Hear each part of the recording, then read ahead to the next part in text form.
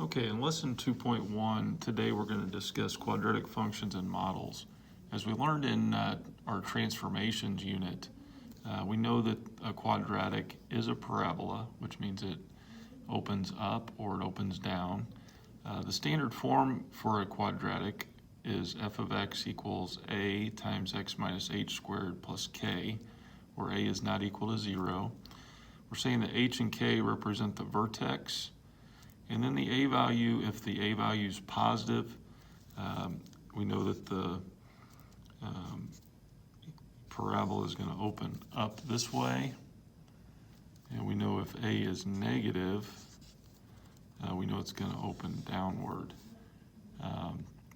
Also, we know the a value, the larger the value, the more it's going to stretch. And then the smaller the value, the more it's going to shrink or kind of widen out. Okay, so one of the concepts that you're going to have to be able to utilize with these quadratics is the concept of completing the square in order to get the function into standard form. So in this particular problem, we have f of x equals 2x squared plus 8x plus 7. You might remember this concept from algebra class. I'm going to take you through just to help you review. So the first thing is I'm going to take my constant and I'm going to move it out to the side. So I've got 2x squared plus 8x, and then I'm just going to move this plus 7 out here to the right and leave me a little bit of space. In order to complete the square, the a value or the value in front of the x squared has to be a 1. So the next thing I have to do is I then have to factor out a 2. That leaves me with x squared plus 4x. Again, I'm going to leave a space in my parentheses there, so I have my plus 7 out here.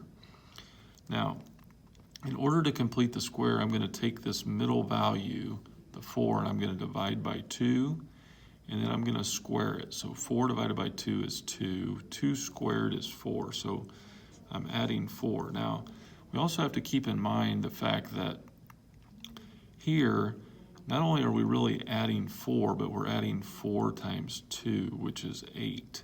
So technically, 4 times 2 is that 8. I'm technically adding 8, so I have to also subtract 8. So when I factor this, here's what I end up getting. I end up getting 2, and then this is x plus 2 squared, and then that's minus 1. Now, by doing that, that makes it a little bit easier for me then to make my graph. I now know what my vertex is. My vertex is going to be -2, -1, and then my a value is 2, and that'll help me as I begin to start to sketch the graph. Okay, so let's take that solution and go ahead and make the graph. As I said, the vertex we know is going to be -2, -1. So if I go over here to -2, -1, I'm right here. We know that the a value is 2, so if you remember, it's positive, so it's going to open up going this way. So if I go up 2 and over 1, that's going to give me a point, and go up 2 over 1, that's going to give me another point there. So just like when we did our transformations, basically we're taking that f of x equals 2x, and we're basically shifting it over to the left 2 and down 1. So then when I sketch it, here's what my sketch is going to look like for that particular graph. Okay, let's look at a second example where they want us to write the equation in standard form and then also find the vertex, the axis of symmetry, and the x-intercepts. So for us to find the x-intercepts, let's just start with that first. If I'm going to find the x-intercepts, I'm just going to put 0 in for f of x, and we've, again, already talked about how to do that.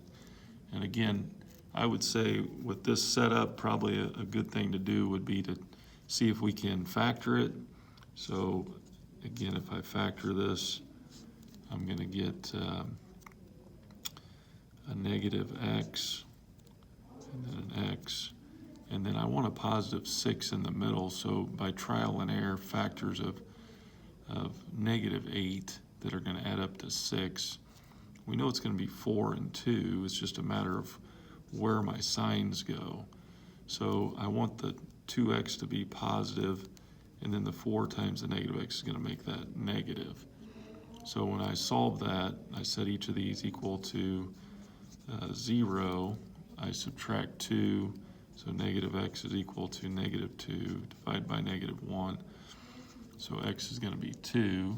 So there's one of my x-intercepts, 2, 0.